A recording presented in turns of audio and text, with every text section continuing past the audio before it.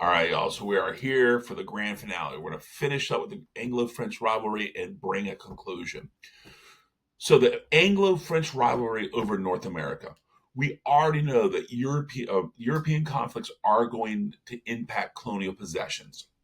Really important that you realize that. So whatever happens in Europe is going to impact the empire. Now, there's a war, something called the War of Spanish Succession that happens around 1702 to 1713. The peace treaty that brought an end is going to bring, it's called the Treaty of Utrecht. This part of the French Empire is going to be ceded to Britain. So now all of a sudden in 1713, because of what's happening in Europe, France is going to have to give parts of French Canada to Britain. So now Great Britain is more focused on empire building than they are with dominating Europe. Really significant. You get that. The Treaty of Utrecht is the first time we see this. More significantly, they also gained something called Asiento. Asiento was a British trade privilege in Spanish America. The British were able to access the slave market. So they were able to sell slaves, enslaved Africans, into Spanish America. This really illustrates this significant strength of Britain because now Spain can no longer control its own slave trade. They were now forced because the Great Britain was the most powerful state emerging. So now the Spanish had to capitulate or give in.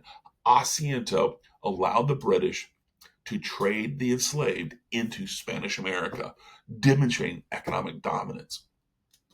And then we see a couple generations later the 7 Years' War. We call that the French and Indian War in the United States. And because, again, remember, who fought for the British here? Did the British have to send their best and brightest? Of course not. The 7 Years' War is where we see the emergence of George Washington and other American heroes. The British, the American forces, they defeat the French at somewhere called Louisburg. And Louisburg becomes Pittsburgh. And we're going to talk about that a little bit later. And all of a sudden, we begin to see this expansion of the Americans concept. The British were able to rely on the Americans to fight portions of this war, whereas the French did not have the white population because of the estate system. They didn't have that urbanization. And because of that, the French are going to rely on the Native Americans. And the British and the Americans were able to defeat them relatively easily. And in 1763, the Treaty of Paris dramatically changed the face of North America. What do we see now in this area? It's all British. It's all British. The only colony France was able to hold on to was Saint Domingue. And I believe the reason they were able to do that is because by this time, yes, it was a very profitable colony, but it was a colony that was 80% of the population were enslaved. I think the British began to realize they don't want a colony in which the enslaved outnumbered their citizens. But regardless of that, clearly hegemony is now given to the British. Hegemony means leadership. Britain alone is the lone imperial power.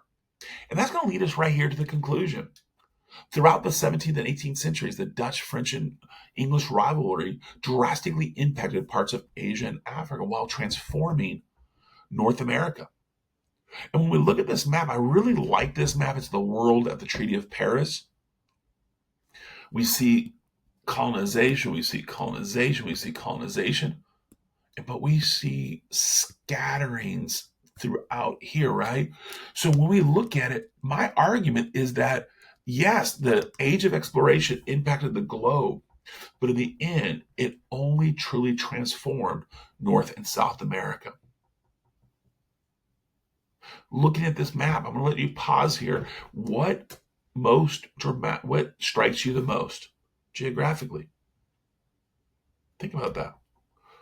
But in the end, there is no doubt that the modern world has been born, and by 1763, Great Britain is the lone imperial superpower.